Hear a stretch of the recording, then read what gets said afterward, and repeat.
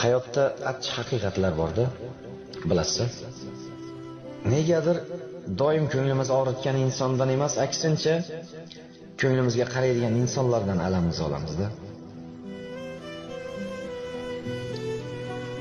Biz sevgan insonlarga ozor beramiz, lekin sevmagan insonlarga poyandoz bo'lamiz.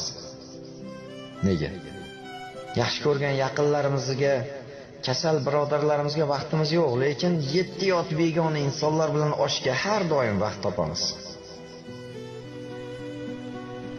Oilasi nochorroq singlimizga har xil bahonalar bilan yordam bermaslikka harakat qilamiz, lekin xalqni ko'ziga qozon-qozon oshlar qilib ziyofat beramiz.